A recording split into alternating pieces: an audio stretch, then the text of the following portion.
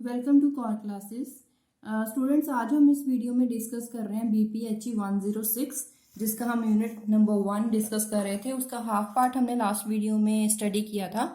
आज हम next topic से स्टार्ट कर रहे हैं। तो next topic is kinetic interpretation of temperature. मतलब कि हम काइनेटिक एनर्जी को टेम्परेचर की फॉर्म में लिखेंगे। तो सबसे पहले हमें जो लास्ट हमने टॉपिक डिस्कस किया था उसका रिजल्ट था, जिसमें हमने प्रेशर नोट किया था। Pressure exerted by molecules of an ideal gas is given bye, ये रिजल्ट हमने लास्ट जो एक्सप्रेशन सॉल्व किया था उसमें हमने ये निकाला था, विच is given bye 1/3 mn v² upon volume. इसमें हमें ये जो v वैल्यू है इसको लेफ्ट हैंड साइड पे लेके आना है। क्यों लेके आना है? इस तरह से लेके आना है क्योंकि हम जो कर रहे हैं वो है काइनेटिक एनर्जी की फॉर्म में लिखना है टेम्परेचर वैल्यू को। तो काइनेटिक एनर्जी का मतलब है हमें यहाँ पे काइनेटिक एनर्जी का फॉर्मूला यहाँ पे इंट्रोड्यूस करना होगा। तो यहाँ पे जो वैल्यू बची है इसमें देखिए, अगर हम काइनेटिक एनर्जी का फॉर्मूला यहाँ पे इंट्रोड्यूस करना चाहते हैं तो हमारे पास क्या होना चाहिए? हाफ mv², क्योंकि काइनेटिक एनर्जी का फॉर्मूला होता है हाफ mv²।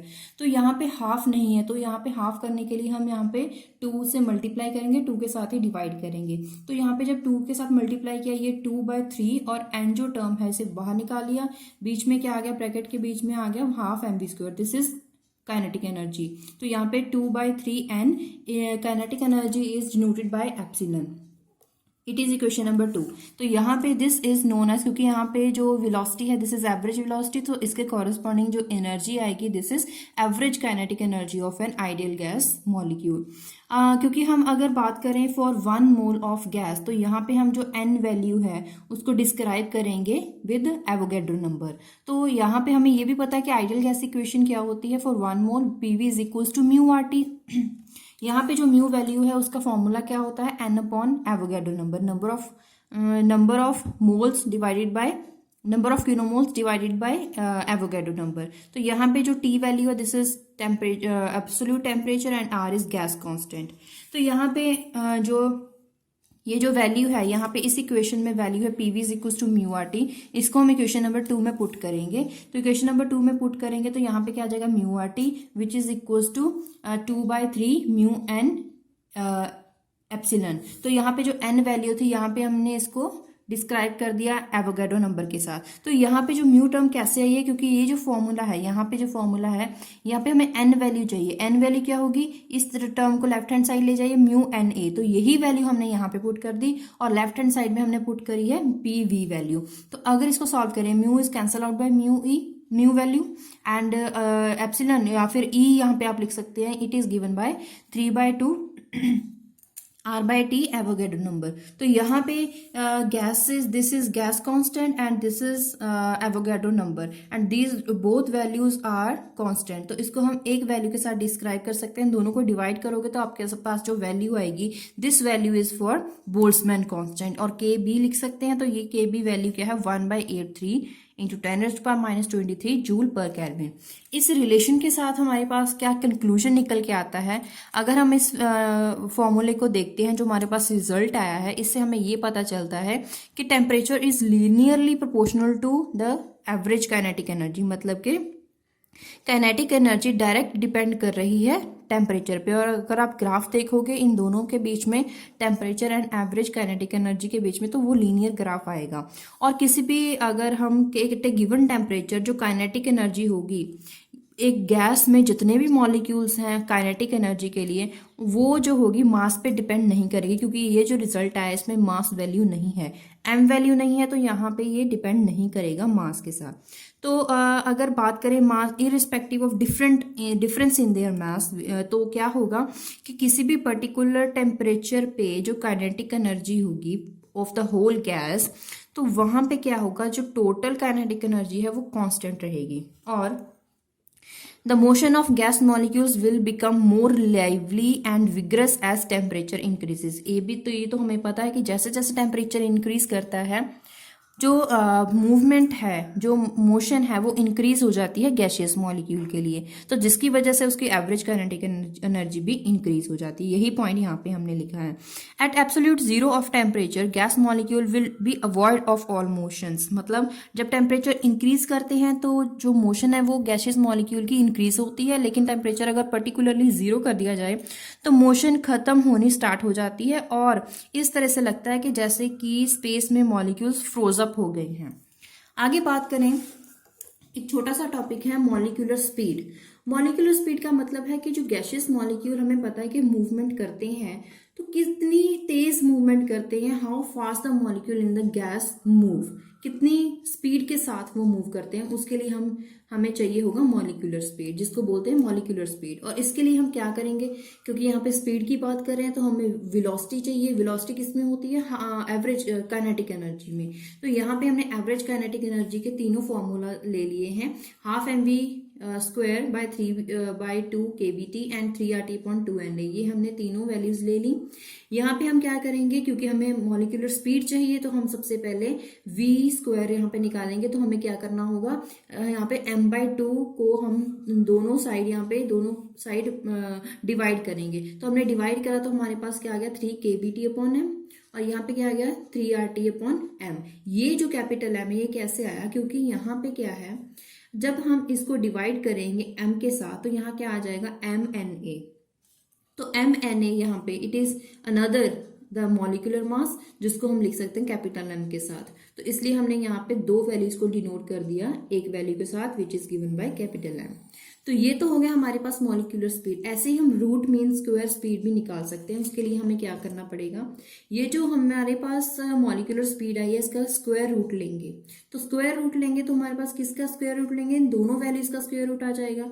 तो इसीलिए अगर हमें रूट मीन स्क्वायर स्पीड चाहिए तो हम एवरेज स्पीड का क्या करेंगे, स्क्वायर रूट करेंगे, और इसी के कॉरेस्पॉन्डिंग इनकी वैल्यूज का भी स्क्वायर रूट हो जाएगा। तो इससे हमें क्या रिजल्ट मिलेगा कि जो रूट मीन स्क्वायर वेलोसिटी है it is inversely proportional to the molecular weight of the gas, and at a given temperature lighter gas will move fast. तो इसका मतलब क्या हो जाएगा, क्योंकि जो रूट मीन स्क्वायर वेलोसिटी है it is inversely proportional to mass. मतलब अगर मास इंक्रीज कर रहा है तो root mean square velocity decrease करेगी।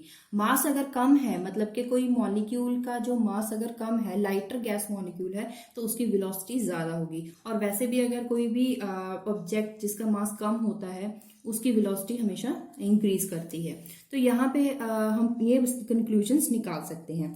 नेक्स्ट इज कि अगर इन molecular speed, average kinetic energy, pressure, इन सबको लेके, प्रेशर, वॉल्यूम, टेम्परेचर, एनर्जीज, इन सभी टर्म्स को लेकर हमारे पास यहाँ पे कुछ लॉज हैं जिसके बेसिस पे हम इनके बेसिस पे हम डिडक्शन कर सकते हैं। तो हम नेक्स्ट टॉपिक पढ़ेंगे deduction of gas laws.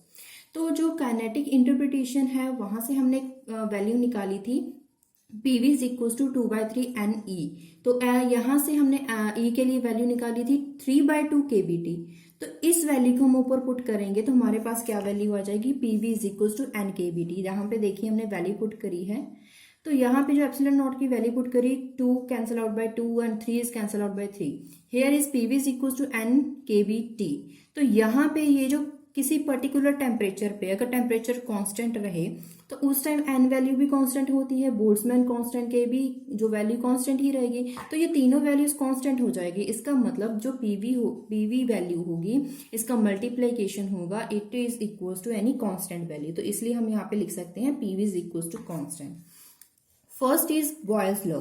Boils law क्या बोलता है कि अगर टेम्परेचर कांस्टेंट रखा जाए और उस पे अगर उस गैस पे, किसी भी गैस पे अगर प्रेशर अप्लाई किया जाए, किसी भी पर्टिकुलर गिवन जो मास होगा, सपोज कीजिए हमने गैस ली है कोई भी, उसका मास हमने फिक्स किया है, हमने नोट कर लिया है कि इसका मास इतना है और थ्रू आउट कॉन्स्टेंट रहेगा, और टेम्परेचर भी हमने कांस्टेंट कर दिया। तो क्या होगा, जो प्रेशर अप्लाई किया जाएगा it is inversely proportional to the volume of the gas. मतलब pressure exerted by a given mass of gas it is varies inversely with the volume। P is inversely proportional to V, मतलब अगर जितना ज्यादा pressure लगाया जाएगा उतनी उसकी volume कम हो जाएगी। इसको लेफ्ट हैंड साइड लेके आएंगे तो यहाँ पे कोई ना कोई कांस्टेंट लगेगा जब हम प्रोपोर्शनलिटी कांस्टेंट हटाएंगे। ये तो रहा इसका स्टेटमेंट, मैथमेटिकल एक्सप्रेशन। अगर हम इसको एक्सपेरिमेंटली परफॉर्म करना चाहें तो क्या करेंगे, हम ग्राफ बनाएंगे, पीवी डायग्राम, जिसमें हम क्या करेंगे एक फर्स्ट एक्सपेरिमेंट जहाँ पे हम थ्रू आउट टेम्परेचर कांस्टेंट रखेंगे। सपोज कीजिए हमने यहाँ पे रख दिया आज लेट से 210 केल्विन यहाँ पे टेम्परेचर रख दिया। तो यहाँ पे क्या करेंगे, जब जैसे जैसे टेम्परेचर जो अगर वॉल्यूम इंक्रीज करी है, वॉल्यूम सबसे कम है यहाँ पे, स्टार्टिंग में वॉल्यूम कम है तो प्रेशर कितना ज्यादा है, तो यहाँ पे हम ये समझ सकते हैं कि जब वॉल्यूम ज्यादा थी उस टाइम, वॉल्यूम कम थी उस टाइम प्रेशर ज्यादा है। जैसे जैसे वॉल्यूम इंक्रीज करते गए प्रेशर में फॉल आता गया है, फॉल आता गया है, उसके बाद देखिए डायरेक्टली फॉल कर रही है वैल्यू। इसका मतलब है कि एक पर्टिकुलर टेम्परेचर पे अगर वॉल्यूम को इंक्रीज कर रहे हैं तो प्रेशर उसका डिक्रीज कर रहा है। अब क्या करेंगे, नेक्स्ट टाइम 210 की बजाय हम यहाँ पे ले लेते हैं 250 केल्विन टेम्परेचर। ये थ्रू आउट कांस्टेंट रहेगा, लेकिन ये फर्स्ट एक्सपेरिमेंट से अब ज्यादा टेम्परेचर है। तो देखिए यहाँ पे फॉल दिख रहा है, तीनों टेम्परेचर्स पे हमें ये फॉल दिख रहा है। तो इससे हमें ये पता चल रहा है कि जैसे जैसे हम टेम्परेचर निकाल रहे हैं, मतलब इंक्रीज कर रहे हैं, कांस्टेंट टेम्परेचर को चेंज कर रहे हैं, वहां वैसे वैसे हमें जो ये कर्व है वो थोड़ा स्ट्रेट होना स्टार्ट हो जाता है। तो ऐसे हमारे पास ये जो ग्राफ का जो ये कर्व है उसमें चेंज आना स्टार्ट हो जाता है। तो इसके बाद करेंगे, next is known as Gay-Lussac law. Gay-Lussac law के अकॉर्डिंग अगर हम किसी गिवन मास ऑफ गैस के लिए वॉल्यूम कांस्टेंट रखें और प्रेशर अप्लाई करें तो क्या होगा, जो प्रेशर होगा it is directly proportional to the temperature of the gas. जैसे जैसे हम टेम्परेचर इंक्रीज करते जाएंगे प्रेशर भी इंक्रीज करता जाएगा। तो P/T is equal to constant. तो यहाँ पे एक्सपेरिमेंटली वही हम क्या करेंगे, सबसे पहले हम क्या कर रहे हैं, वॉल्यूम जो है वॉल्यूम हाई रख रहे हैं, तो हमारे पास लीनियरली ग्राफ आ रहा है। उसके बाद हम वॉल्यूम डिक्रीज करते गए, कांस्टेंट वॉल्यूम को डिक्रीज करते गए, हमारे पास जो प्रेशर जो कर्व है वो प्रेशर की तरफ बढ़ रहा है। तो ये मैथमेटिकली एक्सप्रेशन हम यहाँ ग्राफ के साथ सॉल्व कर सकते हैं। Next is Charles law. A constant pressure, अगर प्रेशर कांस्टेंट रखा जाए तो जो वॉल्यूम होगी गैस के लिए it is directly proportional to the temperature. So V is directly proportional to temperature, so V/T is equals to constant. Similarly यहाँ पे भी हमने ग्राफ निकाला है VT ग्राफ, जहाँ पे हम कांस्टेंट प्रेशर रख रहे हैं और सिमिलर ग्राफ हमारे पास आ रहा है जैसा कि हमने गे-लुसाक के तरफ टाइम देखा था। तो यहाँ पे भी लीनियर वैल्यू आ रही है और प्रेशर को कांस्टेंट रखा गया, सबसे पहले हाई प्रेशर फिर प्रेशर को लो करते गए, हमारे पास जो कर्व है वो जो लीनियर कर्व है वो टुवर्ड्स वॉल्यूम आती गई। तो ये जो तीनों लॉ है आपकी बुक में जस्ट इसका ओवरव्यू दिया गया है, जस्ट इसकी डेफिनेशन है और इसके बेसिस पे हम सिर्फ आपको डेफिनेशन के अकॉर्डिंग ही समझा रहे हैं। Next law is Avogadro's law. Consider two different gases. अभी एक गैस की बजाय हम डिफरेंट गैस ले लेते हैं। सपोज हमने फर्स्ट गैस ली और जिसका हम दोनों गैसेस में हम टेम्परेचर और प्रेशर दोनों कांस्टेंट हम सेम रखेंगे। जैसा कि फर्स्ट गैस के लिए जो टेम्परेचर और प्रेशर वैल्यू रहेगी वही सेकंड गैस के लिए भी रहेगी। फर्स्ट गैस सपोज कीजिए P1 है, जिसका जो P है और इसकी वैल्यू क्या हो जाएगी 1/3m, क्योंकि उस गैस के लिए जो मास होगा वो चेंज होगा, n number of moles change होंगे और क्या होगा, उसकी स्पीड भी चेंज होगी। सेकंड गैस के लिए भी ऐसा ही होगा, क्योंकि हमने बोला है कि जो उन दोनों के लिए प्रेशर की वैल्यू सेम रहेगी तो ये जो राइट हैंड साइड वैल्यू वो भी सेम होनी चाहिए, तो वो दोनों वैल्यूज को सेम रखेंगे। क्योंकि कांस्टेंट टेम्परेचर की बात कर रहे हैं, क्योंकि टेम्परेचर कांस्टेंट है तो टेम्परेचर पे ही डिपेंड करती है काइनेटिक एनर्जी। तो जो काइनेटिक एनर्जी है तो इसका मतलब वो भी इक्वल रहेगी। काइनेटिक एनर्जी क्या होता है, हाफ mv²। तो यहाँ पे हम क्या कर रहे हैं, यहाँ पे दोनों साइड हम हाफ लगा रहे हैं। क्यों, क्योंकि हमें चाहिए फॉर्मूला फॉर काइनेटिक एनर्जी। तो हमने यहाँ पे लगा दिया हाफ, तो क्या आ जाएगा हाफ mv²। देखिए हाफ mv², हाफ mv², ये दोनों इक्वल हो जाएंगे। अगर ये दोनों इक्वल हो जाएंगे तो हमारे पास क्या रिजल्ट आ जाएगा, n2 is equal to n1। क्योंकि यहाँ पे हाफ mv वैल्यू, यहाँ पे भी हाफ mv वैल्यू, ये दोनों की इक्वल हो जाएंगी तो हमारे पास सिर्फ एक टर्म बचेगी, n2 is equal to n1। तो यहाँ से हमें ये रिजल्ट मिलता है, अकॉर्डिंग टू दिस लॉ अगर टेम्परेचर और प्रेशर दो गैसेस के लिए सेम रखा जाए तो वहाँ पे जो वॉल्यूम होगी, तो दोनों गैसेस के लिए वॉल्यूम भी इक्वल रहेगी, जिसके लिए उनके नंबर ऑफ मॉलिक्यूल्स भी सेम रहेंगे। According to this law, at constant temperature and pressure, equal volume of all gases contain same number of molecules. तो ये इसके बाद एक है law of equipartition of energy. इसमें देख लेते हैं, translational kinetic energy of molecule is given by half mv² and 3/2 kBt। ये हमने लास्ट एक्सप्रेशन में देखा था। यहाँ से क्या है कि molecular motion is completely random. हमें पता है कि गैसियस मॉलिक्यूल रैंडम मोशन में मूव करते हैं। फॉर आइसोट्रॉपिक डिस्ट्रीब्यूशन, अगर हम आइसोट्रॉपिक डिस्ट्रीब्यूशन करते हैं इक्विलिब्रियम कंडीशन के लिए, तो हमारे पास जो मूवमेंट होगी, कितनी पॉसिबल मूवमेंट्स हो सकती हैं गैस मॉलिक्यूल के लिए, 3 डायरेक्शन, या फिर एक्स एक्सिस या वाई एक्सिस या फिर जेड एक्सिस।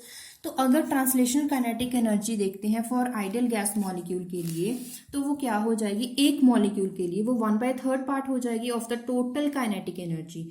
तो हाँ, जो ये ई वैल्यू रहेगी kinetic energy, it is given bye क्या था, 3/2 kBt था। तो यहाँ पे अगर हम क्या करेंगे, ई वैल्यू को क्या करेंगे, 3/2 kBt, क्योंकि 1/3 पार्ट है, एक मॉलिक्यूल के लिए एनर्जी क्या होगी, 1/3। तो यहाँ पे 3 वैल्यू कैंसिल हो गई, तो हमारे पास क्या आ गया, kBt/2। तो एनर्जी इज इक्वली पार्टीशनड, मतलब कि जो एनर्जी होगी सभी मॉलिक्यूल्स पे इक्वली पार्टीशन उसमें होगी among all 3 components of velocity. It is known as principle of equipartition of energy. As name indicate, जो एनर्जी है सभी जो उसकी पार्टीशन होगी वो इक्वल होगी, इसलिए इसका नाम है इक्वी पार्टीशन ऑफ एनर्जी। अब बात करते हैं डिग्री ऑफ फ्रीडम्स के बारे में। यहाँ पे जो आपकी बुक में सिर्फ इसका ओवरव्यू दिया गया है, इसके रिगार्डिंग सिलेबस में आपके सिर्फ इसके बारे में समझाया गया है, कोई न्यूमेरिकल्स नहीं है। तो यहाँ पे हम भी आपको सिर्फ इसका ओवरव्यू दिखाएंगे। डेफिनेशन बता देते हैं, it is defined as number of independent coordinates required to specify its position in space completely. मतलब कि कोई भी मॉलिक्यूल कितनी पोजीशन, कितनी डायरेक्शंस में मैक्सिमम वो मूव कर सकता है, कितनी मोशन उसकी हो सकती है, जो पॉसिबल मोशन होती है उस नंबर को बोलते हैं डिग्री ऑफ फ्रीडम। फ्रीडम का मतलब क्या है, जब मॉलिक्यूल को फ्री रखा जाए, वो फ्रीली कितनी पॉसिबल मोशन में वो जा सकता है, that is known as degrees of freedom. Example अगर ले लें, सबसे पहले हाउस फ्लाई का एग्जाम्पल ले लें। अगर सपोज कीजिए एक स्ट्रिंग के अकॉर्डिंग, एक स्ट्रिंग है उस पर हाउस फ्लाई मूव कर रही है, तो वो सिर्फ एक डायरेक्शन होगी। अगर वो सिर्फ एक डायरेक्शन में मूव कर रही है तो इसका मतलब वहां पे डिग्री ऑफ फ्रीडम क्या हो जाएगी, 1 हो जाएगी। अगर वही हाउस फ्लाई मूव कर रही है ऑन द फ्लोर, तो वहां पे डिग्री ऑफ फ्रीडम तो 2 हो जाएंगी। लेकिन अगर वो भी हाउस फ्लाई एक पूरे रूम में जिसकी वॉल्यूम है वो किसी भी डायरेक्शन में मूव कर सकती है उस टाइम, क्योंकि अगर रूम में उसको फ्लाई करना है तो वो तीनों डायरेक्शन में मूव कर सकती है। वो एक्स एक्सिस में भी मूव कर सकती है लीनियरली, वो वाई में भी और जेड एक्सिस में भी। तो 3 टाइप्स की मोशन हो गई, तो यहाँ पे डिग्री ऑफ फ्रीडम क्या आ जाएंगी, 3। इसको निकालने के लिए for gaseous molecule, polyatomic, monoatomic, diatomic, सभी के लिए अगर निकालना हो तो वहां पे हमें फॉर्मूला यूज करना पड़ेगा 3q - c। यहाँ पे एफ का मतलब है freedom, degree of freedom, Q का मतलब है नंबर ऑफ एटम्स, कितने नंबर ऑफ एटम वहां पे पार्टिसिपेट कर रहे हैं, और सी क्या होगा, नंबर ऑफ कॉन्स्टेंट्स। तो हम 3q - c इस फॉर्मूला के साथ हम इसकी वैल्यूज फाइंड कर सकते हैं। थोड़ा और इसको समझ लेते हैं। आपकी बुक में सिर्फ इतना ही है, जो मॉलिक्यूल है वो 3 मोशन के साथ मूव कर सकता है। या तो उसकी मोशन ट्रांसलेशन मोशन होगी, या तो वो रोटेट कर सकता है, या फिर वाइब्रेट कर सकता है। जो ट्रांसलेशन मोशन है उसकी एक डायरेक्शन अगर है तो वो डिग्री ऑफ फ्रीडम 1 हो जाएगी। अगर उस मॉलिक्यूल को बाउंड कर दिया जाए, या ताकि वो सिर्फ सरफेस के अकॉर्डिंग मूव कर सके अलोंग द सरफेस, तो वहां पे उसकी जो डिग्री ऑफ फ्रीडम 2 हो जाएगी। अगर उसके वॉल्यूम कंटेनर में किसी उसको डाल दिया जाए तो वहां पे उसकी डिग्री, जो उसकी मोशन होगी, वो 3 डायरेक्शन में हो सकती है, एक्स, वाई एंड जेड। वो तीनों डायरेक्शन है 1, 2, 3, तो इसका मतलब डिग्रीज ऑफ फ्रीडम 3 हो जाएंगी। And this is the maximum number of degree of freedom for translation motion. अगर वाइब्रेशन की बात करें, वाइब्रेशन में तो 2 टाइप्स की एनर्जी उसके साथ एसोसिएट हो जाती है, क्योंकि डिग्री ऑफ फ्रीडम का मोशन और एनर्जी दोनों के साथ उसका रिलेशन होगा, क्योंकि motion is directly related to kinetic energy. तो यहाँ पे kinetic energy and potential energy दोनों को हम डिस्कस करेंगे। तो यहाँ पे 2 टाइप की एनर्जी है, तो डिग्री ऑफ फ्रीडम क्या आ जाएंगी, 2। रोटेशनल मोशन है, रोटेशनल मोशन अगर मोनोटॉमिक की बात करें तो वहां तो डिग्री ऑफ फ्रीडम हम काउंट ही नहीं कर पाते, क्योंकि यहाँ पे सिर्फ एक एटम की बात कर रहे हैं। तो रिलेटिवली अगर फाइंड करना हो तो हमें दो एटम्स चाहिए, तो डायटॉमिक के लिए 2 हो जाएंगे। अगर पॉलीएटॉमिक मॉलिक्यूल्स की बात करें 3, 4 एंड मैनी मोर, तो वहां पे मैक्सिमम 3 डिग्रीज ऑफ फ्रीडम हो सकती है। तो उसके बाद हम नेक्स्ट टॉपिक बात करते हैं हीट कैपेसिटी। हीट कैपेसिटी क्या होता है? An amount of heat, small amount of heat अगर हमें फाइंड करना हो delta Q that is small amount of heat it is given to substance that heat will increase it temperature by delta T. अगर किसी भी substance का heat increase कर रहा है by delta Q times, then उसका जो टेम्परेचर है उसमें चेंज कितना आ सकता है? डेल्टा टी की फॉर्म में। तो इस हीट कैपेसिटी को हम किस फॉर्म में लिख सकते हैं? Delta Q by T, and दोनों को हम डेल्टा ही बोलते हैं एक्चुअली। तो यहाँ पे जो चेंज है क्या हो सकता है? चेंज आ सकता है delta Q bye delta T. तो स्पेसिफिक हीट कैपेसिटी का मतलब क्या है? यहाँ पे वर्ड लग गया स्पेसिफिक। स्पेसिफिक का मतलब होता है पर्टिकुलर। तो यहाँ पे क्या हो जाएगा? जो डायरेक्ट हीट कैपेसिटी है it will directly proportional to the mass of substance and also depend upon temperature. It means for a particular mass of substance and it is depends upon temperature, तो क्या हो जाएगा? Different amount of heat may be needed for a unit rise temperature. मतलब किसी भी gas molecule का अगर temperature 1 degree भी राइज करना हो तो वहां पे हमें क्या करना पड़ेगा? उसको हीट अप्लाई करनी पड़ेगी उसी के कॉरस्पॉन्डिंग। तो उसके लिए फॉर्मूला सपोज कीजिए हमें एक मास गिवन है, जो गैस है उसका मास गिवन है, तो उसके लिए कैपेसिटी क्या हो जाएगी? Specific heat capacity it is given by 1/m delta Q by T. तो यहाँ पे अगर हम स्पेसिफिक हीट कैपेसिटी बात करें लेकिन एट कॉन्स्टेंट वॉल्यूम, उस गैस का वॉल्यूम हमने कॉन्स्टेंट कर दिया है, उस टाइम अगर हम स्पेसिफिक हीट फाइंड करना चाहिए तो उसको डिनोट करेंगे CV, जिसका मतलब है कैपेसिटी एट कांस्टेंट वॉल्यूम। तो उसका मास क्या होगा? 1/m delta Q by T at constant volume. ऐसे ही अगर कांस्टेंट प्रेशर है तो उसी के लिए भी हम यहाँ पे लिख देंगे CP value. If the amount of substance is specified in number of moles, mass की बजाय अगर हमें नंबर ऑफ मोल्स के बारे में अगर बात कर रहे हैं तो वहां पे स्पेसिफिक हीट कैपेसिटी की बजाय हम बात करेंगे मोलर हीट कैपेसिटी। तो यहाँ पे मोलर का मतलब है हम नंबर ऑफ मोल्स के साथ डिस्कस कर रहे हैं। तो यहाँ पे मास की बजाय हम क्या लेंगे? N, that is number of mole. बाकी जो फॉर्मूला है वो सेम रहेगा। अब अगर बात करें काइनेटिक एनर्जी के बारे में, तो काइनेटिक एनर्जी के लिए हमें फॉर्मूला मिल जाता है U is equal to NaE। अगर हर एक if each molecule is in the system which has degree of freedom F, तो डिग्री ऑफ फ्रीडम के टर्म्स में हम इस फॉर्मूले को दोबारा लिख सकते हैं किस तरह से? F/2 kBT। तो हम क्या यहाँ पे जो ये E वैल्यू है उसका फॉर्मूला क्या होता है? kBT/2 एंड इस वैल्यू को हम लिख सकते हैं F के साथ इसको मल्टीप्लाई कर सकते हैं। तो यहाँ पे हम ये जो दोनों वैल्यूज हैं Na इंटू KB, ये दोनों कांस्टेंट है तो उसको हम लिख सकते हैं R के साथ। तो हमारे पास फॉर्मूला क्या आ जाएगा? F/2 RT। और कांस्टेंट वॉल्यूम पे इसको यहाँ पे क्या लिख सकते हैं? CV, और कांस्टेंट प्रेशर पे लिख सकते हैं CP।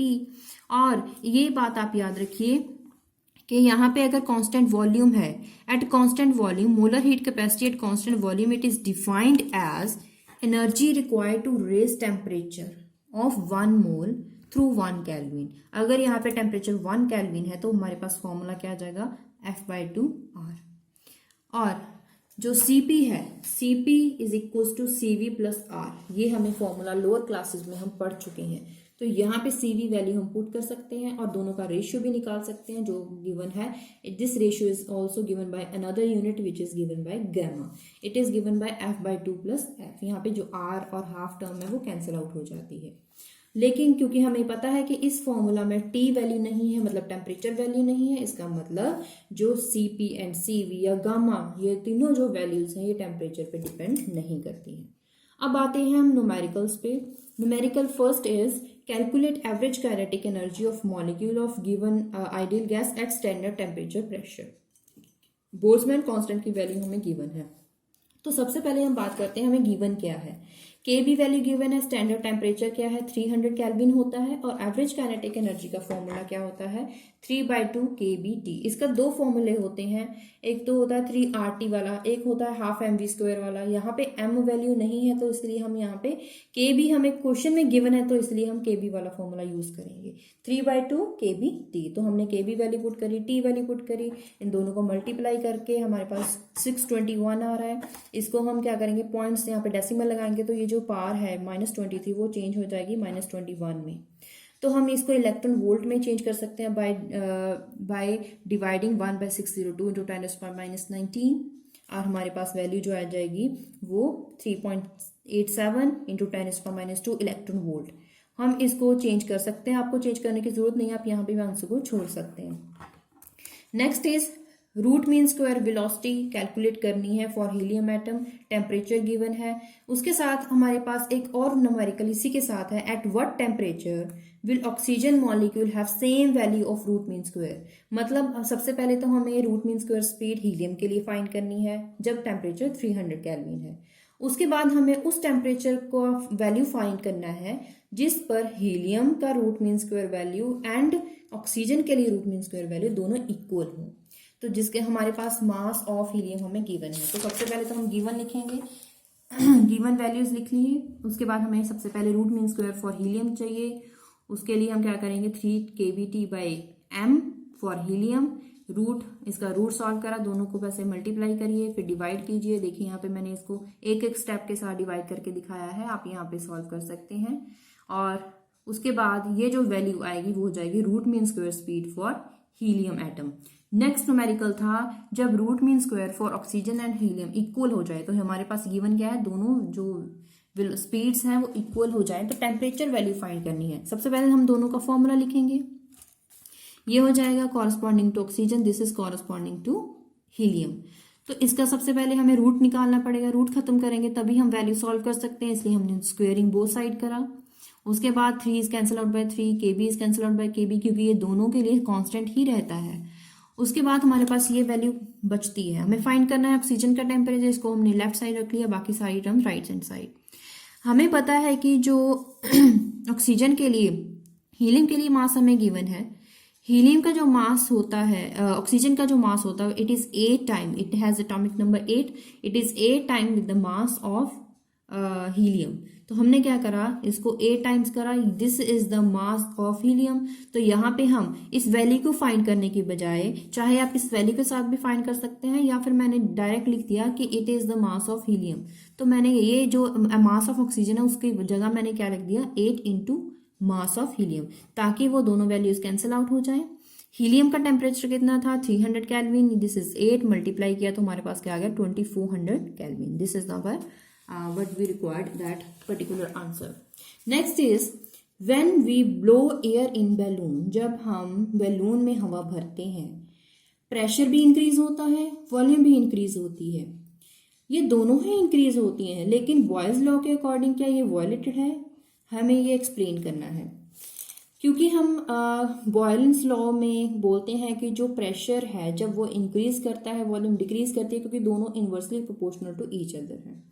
तो यहाँ पे क्या है कि जब हम गैस भरते हैं, मतलब एयर भरते हैं, ब्लो की जाती है इन द बैलून, उस time mass of gas would be change. जब मास चेंज होता है, क्योंकि अकॉर्डिंग टू बॉयल्स लॉ हम ये पहले ही क्लियर कर देते हैं कि जो टेम्परेचर है वो भी कांस्टेंट रहेगा और वो जो मास होगा गैस के लिए वो भी हम फिक्स कर देते हैं। लेकिन यहाँ पे जो मास का पहले गैस के लिए जो मास होगा वो चेंज हो जाएगा जब उसको ब्लो किया जाएगा इन द बैलून। तो मास चेंज हो रहा है तो यहाँ पे वॉयलेटेड जो बॉयल्स लॉ है वो तो वॉयलेटेड की बात ही नहीं हो सकती। उसके बाद next question is Graham's law of diffusion. It states that जो रेट ऑफ डिफ्यूजन होता है it is inversely proportional to square root of its density.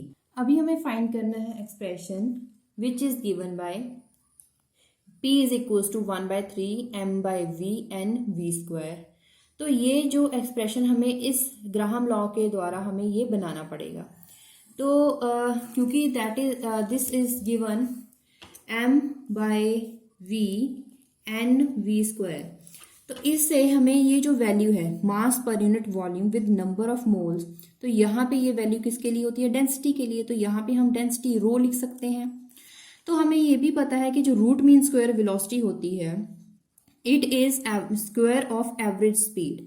तो यहाँ पे एवरेज स्पीड के लिए अगर वैल्यू निकालनी हो तो ये पूरी टर्म को हम लेफ्ट हैंड साइड ले जा सकते हैं। तो ये वैल्यू क्या आ जाएगी, 3p/रो।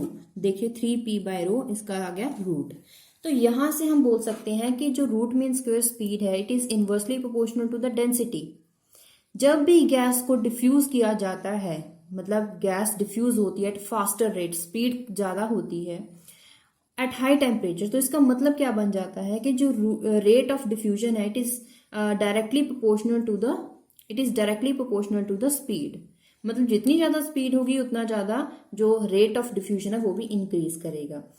और उसके साथ साथ जो ये भी हमें पता चल रहा है कि जो स्पीड है, रेट ऑफ डिफ्यूजन है, it is inversely proportional to the square root of its density. Density जितनी ज्यादा होगी उतनी स्पीड कम होगी, जितनी ज्यादा जितनी कम डेंसिटी होगी उतनी ज्यादा स्पीड होगी। और ये जो रिलेशन है between the rate of diffusion and density वो किसके द्वारा दिया गया है, ग्राहम लॉ। इसका मतलब हमने इस वैल्यूज के साथ, इस एक्सप्रेशन के साथ हमने ग्राहम लॉ को डिस्क्राइब कर लिया है।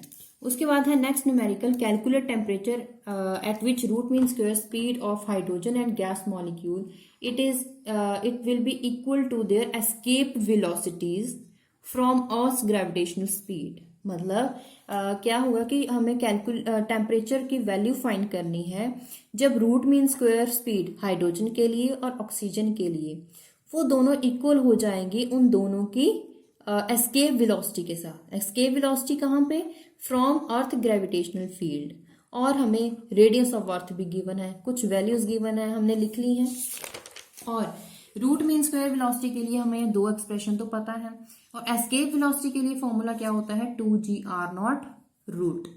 तो क्योंकि kinetic energy of molecule it is moving with escape velocity, तो it will be kinetic energy will be 3/2 kBT। और जो काइनेटिक एनर्जी का फॉर्मूला क्या होता है, हाफ mv²। ये दोनों फॉर्मूलाज हैं। तो यहाँ पे जो v² होगी उसको हम लिख सकते हैं एस्केप वेलोसिटी। तो v² की जगह हम लिख सकते हैं v escape, es means escape.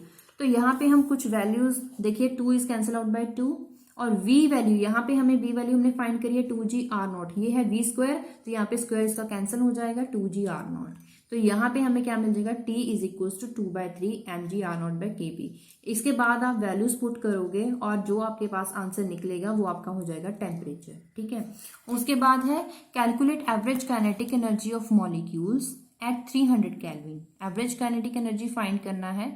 मास हमें न्यूट्रॉन्स का गिवन है, तो गिवन क्या लिख दिया, मास, टेम्परेचर, हमें ई फाइंड करना है। फाइंड क्या करना है, ई। तो यहाँ पे जो फॉर्मूला कौन सा यूज करेंगे, जहां पे हमें टी वैल्यू गिवन है, that is 3/2 kBT। 3/2 k value put करी, टी वैल्यू पुट करा, उसके बाद हमने डिवाइड कर दिया विद मास ऑफ न्यूट्रॉन के साथ। हमारे पास जो वैल्यू हो जाएगी जूल्स में आ जाएगी। आप इसको इलेक्ट्रॉन वोल्ट में भी चेंज कर सकते हैं, जैसे हमने लास्ट न्यूमेरिकल में किया था। तो इसको ऐसे भी छोड़ सकते हैं। तो उसके बाद इसी के साथ हमने जो यूनिट 1 है वो हमने कंप्लीट कर लिया है फिजिक्स 6 के लिए। अगर आपको इस यूनिट में, this is the simple basic introduction actually for ideal gases. Ideal gases के लिए प्रेशर क्या होगा, वॉल्यूम क्या होगी, कुछ लॉज, और इसको हम कैसे फाइंड कर सकते हैं numerically as well as mathematically, और थ्योरेटिकली कैसे हम इसके लिए एक्सप्रेशंस निकाल सकते हैं। और अगर फिर भी आपको इस वीडियो के रिलेटेड या पूरी यूनिट के रिलेटेड कोई भी डाउट है तो आप कमेंट बॉक्स में पूछ सकते हैं। अगर आप इस चैनल में नए हैं, फर्स्ट टाइम देख रहे हैं, तो प्लीज़ इस चैनल को सब्सक्राइब करना मत भूलिएगा और वीडियो को ज़रूर लाइक करिएगा। और इसी के साथ देखते रहिए हमारा channel core classes. Thank you.